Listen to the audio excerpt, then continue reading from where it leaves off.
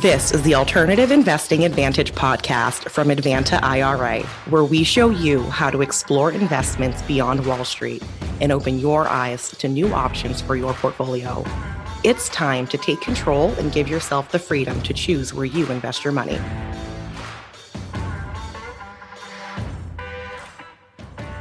Hi, and welcome to another edition of the Alternative Investing Advantage podcast. My name is Alex Perny, and today on the download, we actually have some relatively good news coming out of the stock market. I know it's been kind of doom and gloom for the past several months, but we are starting to see some good things.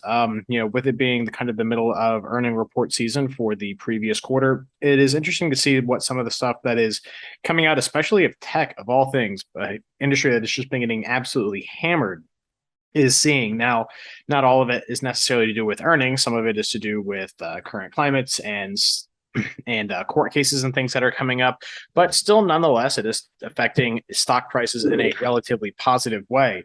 Right now, we're seeing the NASDAQ up by almost 3% trading on day over day, which are being led by Apple, Alphabet, and surprisingly enough, Twitter, of all things, with Elon Musk having recently indicated that he's trying to back out of his bid to buy Twitter and take it private at a share price of $53 and change. This is coming pretty much on the heels of the reason that it is trading up, at least according to most analysts, is that the high courts in the state of Delaware, which is where the suit by the board of directors of Twitter, which is being filed for breach of contract to Elon Musk, a judge in that court has granted an expedited trial against Elon Musk with a trial date set for October. So we're potentially looking at about 2.5 months. We will actually see this go to trial, which is absolutely unheard of for a case that is, in the tens of billions of dollars, and with what other types of damages for the class that is affected, which primarily would be the shareholders in this position, because they might have a distinct claim on the share price difference that they are now suffering at what the current trading price is versus what the ask or the bid price was of Elon Musk's initial bid to take the company private. It'll be very interesting to see how this actually plays out. But in any regard, we are seeing a current price jump of almost 3%, right along with the broader NASDAQ jump of a whole index going along with Twitter as well. Now, in a little bit of more surprising news coming out of the stock market, we have a manufacturing company, and not a manufacturer of large silicon conductors or trucks or steel or anything like that. A little bit more on the playful side of things. Retail toy manufacturer Hasbro beat its earning forecast, sending trading 3.5% higher on day-over-day trading this week. So although it is good to see that people can make money and there are companies that are surprisingly beating their earnings outlook, it's nice to put a smile on your face to know that people are still buying toys. Kind of makes you want to go out there and maybe buy a set of Legos or something to maybe put a smile on your face, because anyone knows that everyone could use a little bit of cheering up with how crazy the markets have been, at least as of recently. So with that said, going into something that is a little bit less rosy is the implosion of the crypto markets, which has just been absolutely crazy to watch, with staking giants Celsius and Voyager becoming completely insolvent and freezing any withdrawals out of their platforms, and then also trying to file for bankruptcy. And it's very interesting to watch the types of bankruptcy that they are trying to apply for, as they are trying to get out of applying for bankruptcy as a broker dealer and trying to file under Chapter 11. Now, I'll probably do a whole podcast on what exactly that means and how specifically these companies are trying to get around some of the bigger legislation that actually protects investors when you file bankruptcy under a broker dealer license, under the auspice that you were operating as a broker dealer and not as a just a for-profit company, which is what Chapter 11 protection and restructuring would allow for. So expect something more to come up on that. And then also, again, to that point of implosion, Three Arrows Capital is just kind of leading this huge downward spiral in what people are calling the crypto winter. But it is interesting to see that we are seeing some of the larger companies in the crypto space that are tending to weather the storm, putting out information on how going forward that the crypto market, especially with regard to the companies involved in cryptocurrencies, are going to be changing. The CEO of FTX, which is one of the largest crypto exchanges out there, right up there with companies like Coinbase, Kraken, Gemini, one of the largest exchanges of cryptocurrencies in the world, a man by the name of Sam Bankman-Fried. I would tell people to maybe kind of bookmark that name in your mind, because his name is going to be cropping up a lot more. He's been starting to contribute to political campaigns and a lot of other things as well. So he will probably be someone to watch out for, at least with regard to newsworthy articles and things that are going to be coming out in the media about different things. But one of the interesting things that he said when he sat down with Goldman Sachs and a few of their analysts is that he indicated the shift in valuations, whereas previous to kind of all of this crazy stuff happening in the cryptocurrency market, mainly people were focused on revenue generation by a cryptocurrency company rather than actual profitability. Profitability being kind of a four-letter word, if you will, when it had come to the actual pegging of value of a cryptocurrency company. And Sam Bankman-Fried has indicated that at least his company, and I would imagine others following suit when a large pillar of a certain industry starts to indicate that they are doing something, others are soon to follow, if not already doing so. But the focus on valuation models will be on profitability and not just revenue. And it's kind of easy to see with how things went so far awry that companies such as Celsius and Voyager and Three Arrows Capital were strictly focused on revenue, but not necessarily how that revenue was being generated. Whereas, was it actually generating a profitable bottom line for the shareholders or the end users in a way that was sustainable? And I think it's clear to show that that certainly wasn't the case.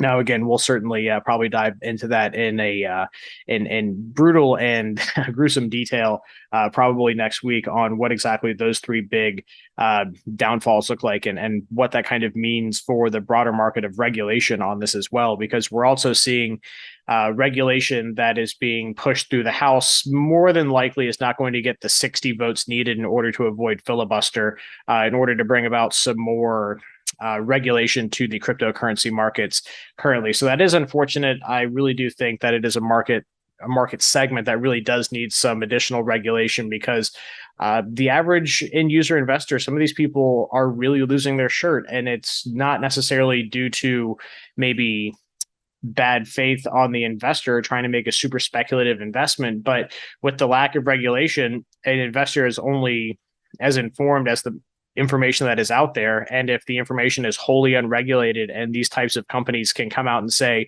really whatever they want without any type of oversight, well, then ultimately it's not the people at the top or the company that gets hurt. You know, they're going to make out fine in some cases, but it's the end user investor that gets really hurt. And we've seen this play out in different types of crashes before. Take, for example, the stock market crash of the Great Depression, the end of the 1920s, with lack of regulation in banking deposits and liquidity standards. And then we have the savings and loan fiasco that happened in the 80s. And then we had the tech.com bubble with all these different things that have brought out additional regulations that have, again, not kind of solved all of the market issues, but have certainly made the investing space a lot safer for the average retail investor. So it'll be interesting to see what kind of comes out of all of these really tragic events that are happening around the cryptocurrency space. And hopefully it makes for a much safer and ultimately investor-friendly market. So that way people can make money, companies can make money, and, you know, it can be a market that's more based on the merits of the actual marketplace conditions, rather than, you know, people promising one thing and then selling another. So again, we will see what happens with that. This has been The Download.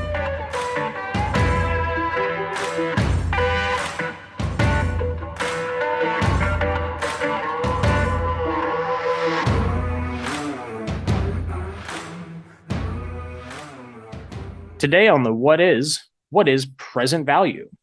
Present value, or the PV, is the current value of a future sum of money or stream of cash flows given a specified rate of return.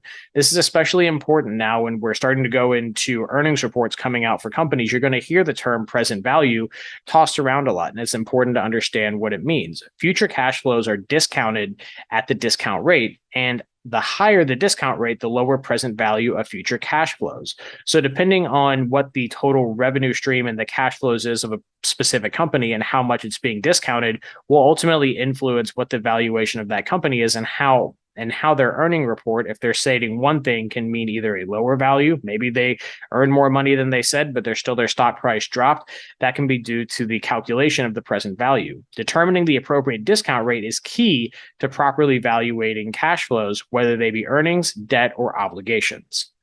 This has been the What Is.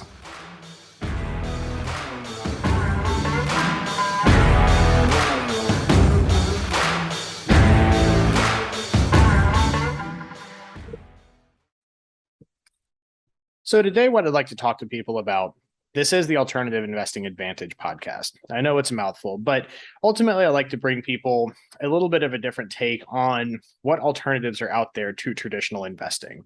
Now, most of the time when people think about traditional investing, and again, this is all going to be colored in the shade of doing these things through IRAs and 401ks and retirement plans, which is, of course, what we here at Advanta specialize in, is the alternative nature of these plans.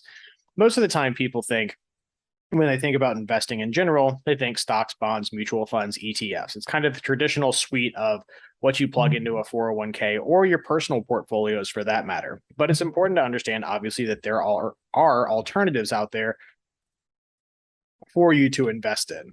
Now, when people think of alternatives in the broader scheme, and let's deviate a little bit from what is going to be the bulk of this, people might think, oh, well, instead of buying maybe a stock or a bond, let me buy something like real estate. People have been buying real estate for as long as people have been buying things. Land is a finite commodity, and people have been accumulating it, and for the purposes of wealth preservation and other types of investments, have been looking to invest in real estate for a very long period of time.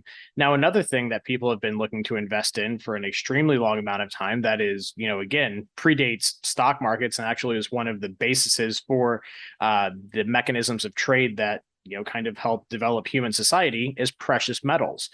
Going back thousands of years into ancient civilizations, when we're talking Rome, the Egyptians, ancient Mesopotamians, all had to have some type of mechanism of trade. What has value when it comes to exchanging between two people? Granted, given words of a promise to repay, let's see, a promissory note. But sometimes those things don't always hold water if the other person doesn't agree to pay you. So you have to have some type of mechanism to exchange goods and services. Now, to kind of not get too long-winded on a history lesson, this was done a lot of the times either in a valuable good, let's call it grain, barley, lumber, things like that.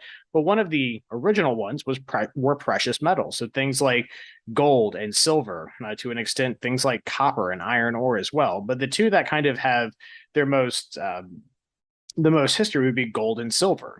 Typically, when people talk about things, they call it the gold standard, or, something being, as valuable as gold, because it has had value for a very, very long amount of time. And that certainly holds true in today's market. People look to invest in things that have had value and will continue to have value, and things that will continue to rise in value. And things such as real estate and precious metals certainly have met those metrics for thousands and thousands of years. So to kind of get out of the history lesson and a little bit more into current today's market, people typically look at precious metals as one of four different classes: either gold, silver, platinum, or palladium are kind of the four main precious metals, and they all kind of have their inherent benefit in a certain given market. Now, silver is a very valuable metal. It is used for a lot of industrial applications. It is the best currently known conductor of electricity. So everything from your circuit boards in your phone and computers, what you're listening to this podcast on right now, all use silver. There's some silver in it. And it is a significantly more abundant mineral in the Earth's deposits than things like gold or platinum or palladium, but it has a significant amount of industrial uses. It's non-toxic to humans. It is, a very valuable substance. Gold, kind of being, for lack of a better term, the gold standard when it comes to investing in precious metals, is something that is very non-reactive. It has great malleability. It is extremely valuable, in things such as modicums of trade, such as coins, along with silver, have been used for thousands and thousands of years. Again, giving it value and usability in today's markets. Now, a little bit less of a used metals, but things like platinum and palladium are very sought after for different mechanisms, mainly more in the industrial applications. But again, do have the properties of precious metals that people like and enjoy: scarcity, non-reactivity, usability, and again, the fact that people have placed value and commoditize them as well also lends it to ease of use, procurement, and trade as well. Now, for the purposes of kind of alternative investing, especially with regard to investing through things like IRAs, silver, platinum, gold, and palladium are going to be the four that you can look at if you're looking to offer some tangible diversity to your investment portfolio. Now, the reason that I only indicate these four, granted, yes, you could certainly say that something like copper has value. If you've ever tried to rewire a home or really do anything that involves conductors or wire, you know exactly how expensive copper can be. But for the purposes of investing with an IRA or retirement plan, we are under kind of a general set of guidelines that the IRS lays out for us. There's four different types of actual tangible metals that you can invest in with a retirement plan. Those are silver, gold, platinum, and palladium. The IRS also lays out that these have to be a certain fineness, so meaning they have to be a certain amount of purity to these to actually hold them. I'll list those off for you right now. Silver has to be 99.9% pure, platinum 99.95, gold 99.5, and palladium has to be 99.95 as well. So these are the types of metals that you could utilize within a retirement plan to help offer you some diversification and actually invest in tangible assets. Now, a lot of people, especially if you are familiar with investing into the broader scope of the securities markets, are going to be familiar with things like ETFs or exchange traded funds or commodities markets, where yes, you could take your stock portfolio, invest into something that invests into gold, or invest your IRA into a stock or a commodity security that is backed by gold. But ultimately, that's not actually the same as owning something tangible that you can look at, feel, and touch. These are still paper assets. They still have asset managers. You have to have a lot of faith in the issuing institution and X, Y, and Z. What I'm actually going to be talking to you about today is some of the benefits and also some of the risks depending on how you actually want to hold these metals within a retirement plan. So now that we kind of understand the basics of what types of metals and the finenesses you can invest in, you have to also understand the form factor. It's not like you're going to go out as an investor and just go down to your jewelry shop and say, hey, you know what, that ring looks really nice. It's gold. Let me buy it with my IRA. There's definitely some factors that you have to play into that. And then also, depending on how you want to structure and hold this, some other things that you need to be aware of as well. So if you'd like to purchase precious metals with a retirement plan, most people typically are going to go the route of buying some type of government issued coin. You're always going to have the backing of that government refinery to say, hey, you know what, this does meet the fineness requirements that I listed out earlier.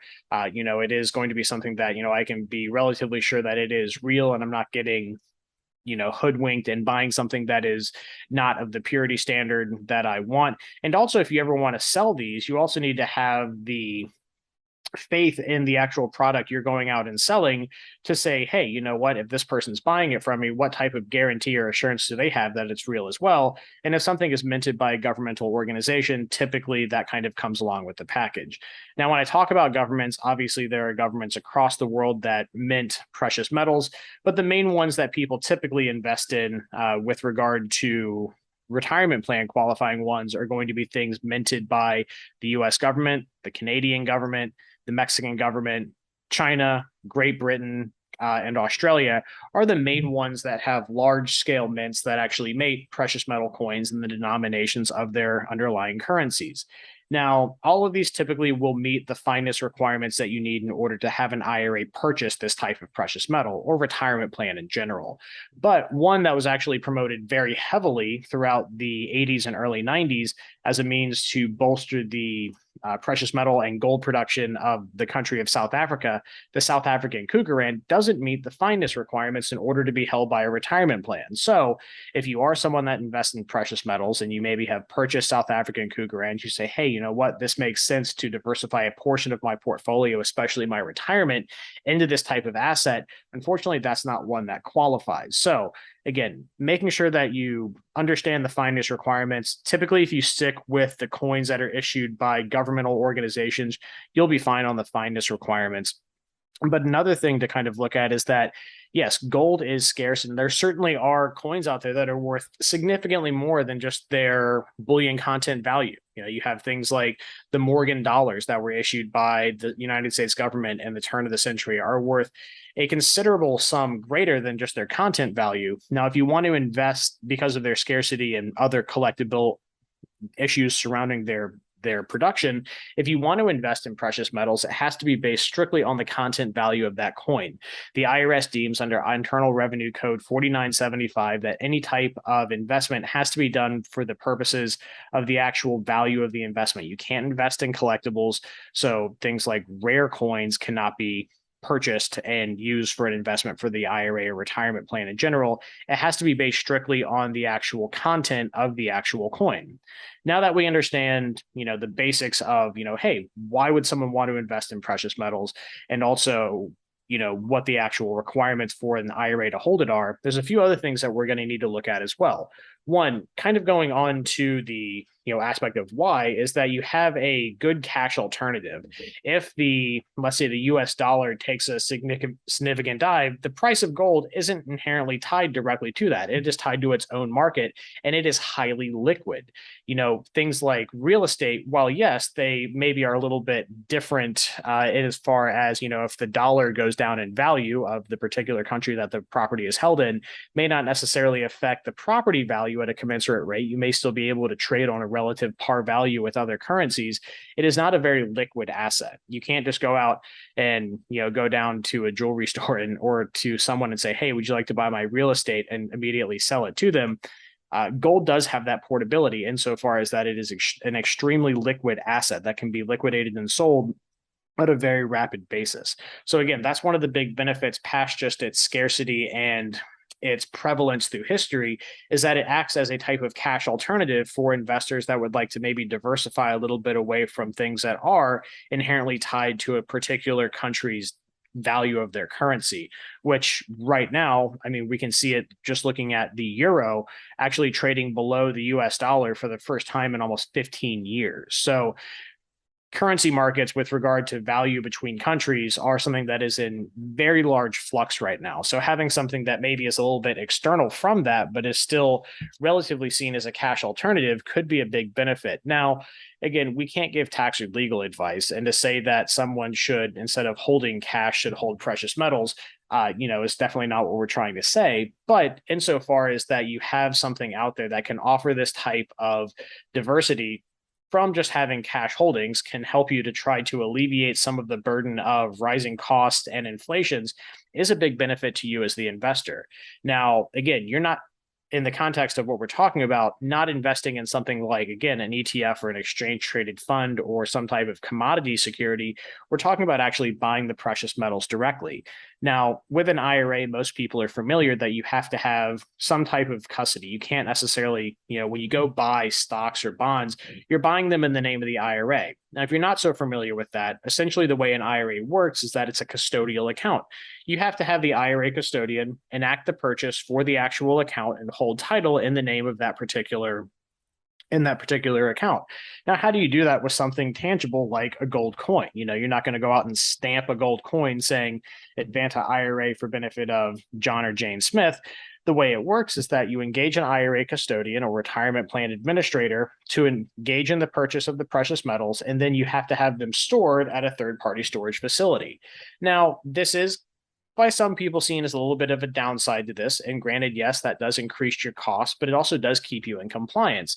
You can't hold this stuff personally, because one of the issues with precious metals, besides the fact that it is, something that maybe is a little bit expensive, but in looking at it in the lens of doing it through an IRA, if you want to get that benefit of something that is wholly tangible, that is not, something that is traded on a market, you can't actually hold it yourself. So while you are gaining that tangible nature of the actual investment, you don't actually get to hold it in your hand. You have to have it essentially safe kept in a vault. Now, this vault, again, is in the name of the IRA. It's not necessarily something that you're going to hold personally in a personally owned vault or in a personal safe deposit box at your local bank. We can certainly help you out with the process. But in general, the way it works is that you have an IRA, you have found someone that you'd like to buy these precious metals from, the IRA custodian engages in that purchase and sale agreement, and then the metals are shipped to the storage facility and they're held for the IRA. Now, if you ever wanted to take a distribution of those metals, yeah, you absolutely can. You can take it directly out of the retirement plan and have it sent to you directly, and then it would be a personal distribution. And again, one of the benefits is let's say that US dollars go down in value, but the price of gold goes up, or at least it stays relatively similar and doesn't fluctuate with US dollar value. Let's say a $10,000 distribution of gold might have more purchasing power than the equivalent $10,000 distribution of cash, given the same amount of time, if you're looking at it with regard to inflationary measures on what the actual purchasing power of those same dollars was with the underlying purchase price taken into account. So that's how basically a retirement plan would purchase precious metals. Now, some people like to have a little bit tighter control over their retirement plan assets and like to use things like checkbook control or IRAs that own LLCs or trusts to have a little bit tighter control and a little bit more micro direction of how their funds and assets are administered. Now, one of the reasons why I wanted to bring this up, especially with people getting more interested in more tangible assets, is that there's been some recent court cases that came out that have directly to do with direct custody of IRA-owned assets that can get people into a lot of trouble if not done correctly. So let's cover what exactly a checkbook control IRA is in basics, a 30,000-foot view. So I just talked about exactly how an IRA can purchase precious metals directly. The custodian engages with the seller, sends the money to the seller sends the metals to the safety deposit box, if you will, and then the IRA custodian record keeps the holdings. The IRA ever wants to sell it, same process in reverse, or if the client wants to take a distribution, the metals are shipped to them directly. Now, with checkbook control, the IRA, instead of buying directly into some type of asset or directly purchasing an asset, would own 100% of the shares of, let's say, an LLC. So the IRA would become the member of an LLC, and then the funds flow in from the other custodian out to the LLC, and then the IRA owner, as the manager of that LLC, directs any and all investments. A lot of the time, this is done for things like real estate, where a client wants to buy real estate unless they do a rehab project or engage in auctions where they need to have a lot of direct interaction with the particular seller of something, or they're doing something that involves writing a lot of checks or needs a lot of tight control, or they just like to be able to do things a little bit on their own time schedule, and being able to sign and execute agreements and things like that through an LLC is of particular interest to them. Now, when it comes to owning precious metals, there was some information out there in the market, which is something that, we at Advanta and, me personally talking to clients has absolutely never promoted, is that if you were going to buy precious metals with an IRA owned LLC, that you could store them in a safe in your personal residence. The big issues that I always had with this before the case is that gold is a bearer instrument, meaning that there's no serial number on a gold coin or a silver coin, just like with a title to a piece of real estate. A manager of an IRA-owned LLC could hold the original deed to a property, but that deed is recorded in the name of the LLC, which is owned by the IRA. So just by virtue of holding the original signed document doesn't convey any ownership. However, with a piece of precious metal, there's no way to differentiate whom the actual owner or holder of that is besides, who bears it, who has it in their hand.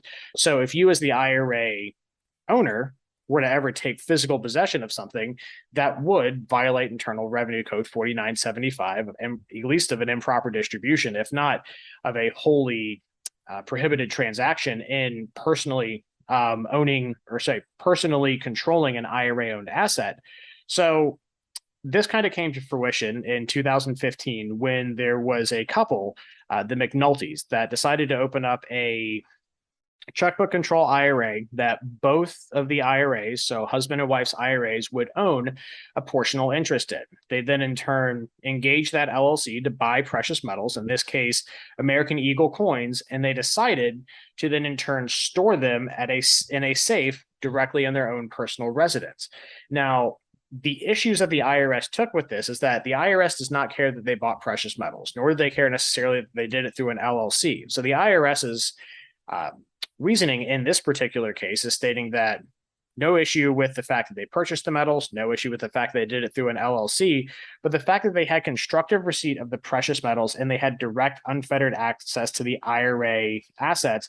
And they also indicated that a lack of education on proper IRA procedures by the clients was not an excuse for the actual prohibited transaction that occurred. Now, unfortunately, in the McNulty's case, their IRAs were deemed distributable and they essentially had their IRAs blown up. They had to pay taxes and penalties on the entire value of that IRA, refile all of their tax returns in the subsequent years, pay the penalties and also the taxes. Now, I don't want to share this information to maybe scare people away from doing it in one way or another, but the reason that we do these things, such as the Alternative Investing Advantage podcast and put all of our other education, is to make sure people that want to invest in things that don't have maybe as much airtime like stocks, bonds, and mutual funds out there, that people have the right information to make informed choices about doing these types of alternative asset investing and alternative asset investments. And when it comes to buying tangible precious metals, especially within a retirement plan, there is a significant desert of information, if you will. There's just not a whole lot of people talking about it and specifically talking about the right way to do it. You can find people talking about how to buy precious metals in an IRA, but they don't really get into kind of the nuts and bolts and the potential issues people might have and also the ways to do it correctly. It's basically just a marketing arm saying, hey, yes, buy precious metals, but don't look too far back into it. We really want you to understand kind of how these things work and how to do it correctly, and also what the issues are if you don't do it correctly as well, because it's important to understand these things. To be an alternative investor, to make these informed decisions, you have to know how things can go bad. Now, in this same scenario, again, we can't say, with hindsight being 2020, we can't say if they had done something different, they would have had zero problems, because who knows what they would have done externally. But the big issues that the IRS had in this case was the fact that they had direct owner control of the IRA owned coins in their home safe. So what would be a fix for this? Using a qualified third-party storage facility, buying the precious metals with the LLC funds, and then having them shipped to a storage facility where they would have zero access to them. Everything would be properly record kept and titled in the name of the LLC at that storage facility. And then they could also have done proper distributions with proper reporting if they had chose to done so in the future. So small issues which were cropped up by the lack of education on clients can cause big issues if you want to invest in some of these definitely more alternatives to the traditional securities market. So with that said, I want to kind of bring this in for a landing. If you're interested in investing in things such as precious metals, there's definitely a right way to do it, and there's certainly a wrong way to do it. The easiest way to kind of understand this is that because metals inherently aren't serialized, there's no title certificate to them, you always need to have them held by a third-party storage facility, whether you do it directly through an IRA or if you're using checkbook control, if you're doing some type of 401k or do your own plan, you always need to make sure you don't have direct access or aren't physically touching these metals unless you've actually taken a distribution. So whatever your reason for getting into this type of alternative investing are, if you want to invest in precious metals, you got to make sure you do it correctly.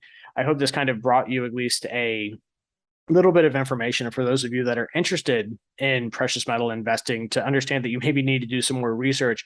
Reach out to us, give us a call, or at least do more research on your own, besides just kind of seeing some marketing information by saying, hey, yeah, you can invest in this. You got to understand what it actually means to invest in these types of things and also how to do it correctly, because it's not hard to do this stuff correctly and it's not hard to understand these rules.